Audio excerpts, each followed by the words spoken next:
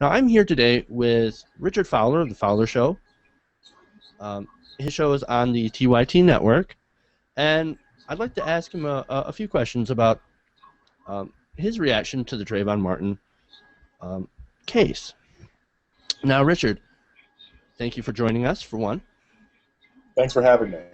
Really appreciate you coming here. And I want to ask you, what was your immediate reaction following the verdict?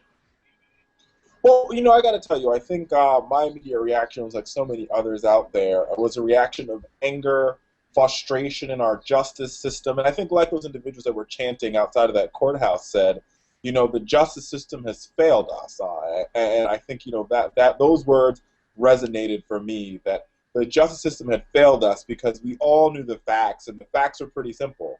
That George Zimmerman shot and killed Trayvon Martin, a 17-year-old, on his way back from 7-Eleven, for no reason in particular, just because he felt like doing it, and he walked. Do you feel like that Trayvon was profiled by Mr. Zimmerman? Oh, most definitely. I think Trayvon was profiled by Mr. Zimmerman, and I think that 911 tape said that. When the police said, "Sir, there's no need for you to follow him," and yet still he decided that he was going to follow Trayvon, and beyond following Trayvon, he then decided he was going to say, "Hey, what are you doing here?" or whatever the verbiage was. He clearly profiled him, and then he clearly attacked him, and then he clearly murdered him. Now, do you think that this decision will set a bad precedent in future cases, in future issues like this? Well, I'd be perfectly honest. I think this case is going to be the beginning in a litany of cases as we work to try to repeal and get rid of the stand your ground law and destroy. And they do need to be destroyed, and I say that word purposefully. The American Legislative Exchange Council, which are the people that push for these laws and push Republicans and legislators to pass these laws. Trayvon is one case. The Davis case is also a case that's taking place in Florida as we speak. Same situation. A group of African-American boys listening to music in a parking lot, shot and killed by a white guy who felt as though, because he asked he talked in front of them about their music, that he had the right to shoot and kill them. Now, you bring up ALEC, and I think that was very important, and the stand your ground laws themselves. 21 states now have similar laws, just like stand your ground, and some of them include Alabama, Arizona, Georgia, Indiana, Kentucky, my home state of Michigan. I mean, these are very dangerous laws. Yeah, I got to tell you, these laws are not only dangerous, but they're harmful to the state. And I think because when you look at these laws overall, and you take a macro look at what's happening here, these laws are basically laws that indicate that it is perfectly okay for a white, Caucasian, pale, stale, and male person, which is what I'm known for saying, to shoot a black man in cold blood and walk away. And it's almost reminiscent to me to slavery, where the worth of an African-American child or African-American young person is not valued the same as a Caucasian young person. Now, that case that you had actually mentioned earlier, you said it was the Davis case? That's correct. Was that the same person who had, after, I believe he had been arrested, he had said something as in, that was only N-word? I don't want to say it because...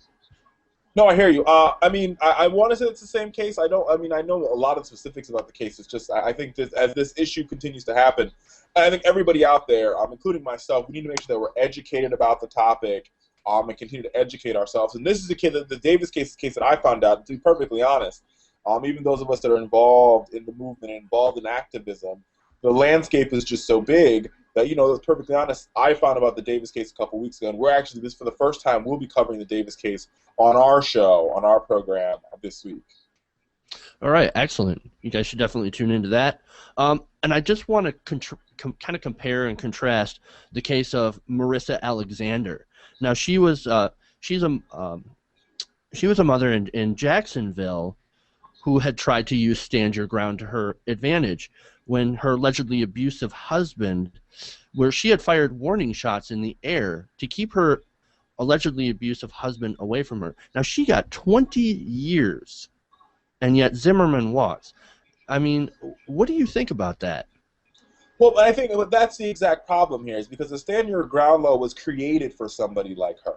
In a situation, she was abused and battered by her husband. There's history of abuse. He admitted to abusing her, admitted that there's not one girlfriend or relation that he was in that he didn't abuse them. And she feared for her life, and she was in her home, and she stood her ground. And yet, the stand your ground defense did not work. And beyond that point, Angela Corey, the same prosecutor that prosecuted George Zimmerman, prosecuted her to the full extent of the law. And it goes back to me that it goes back to saying that, you know, there's been a lot of criticism and argument about the fact that the African American community has race baited, and we've played to the media. We even heard Don West and Mr. O'Mara say that, you know, this case can only be litigated or dealt with in the courtroom. And I think that is not true. That is completely not true, and that's a farce, because if we did not have this conversation in the media, if we did not push for George Zimmerman to get arrested in the media, if Al Sharpton and Jesse Jackson, the NAACP, and the Urban League, and the National Action Network and Rainbow Push were pushing for this, George Zimmerman wouldn't even have gotten a trial. You're right, absolutely. Originally, the Sanford police had just let him go. Exactly. They didn't even take his clothing for evidence. Not only that, but and this is what I find kind of disturbing as well. I mean, really disturbing. After Martin had been killed, he was the one that was taken for a drug test.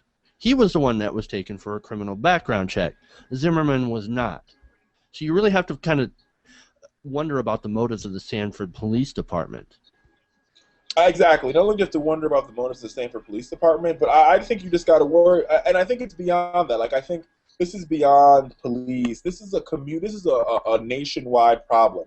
We've done all we can in this country to push race under the rug. We've elected a black president, so we're now in this quote unquote post-racial society. But what this case proved to me, and I think to many others, is that we are not in a post-racial society. I think our country is growing more and more and more polarized, and more and more there's more and more segregation happening. This is the new civil rights movement, and you know it's the new civil rights movement that when this decision was rendered, this wasn't a localized thing.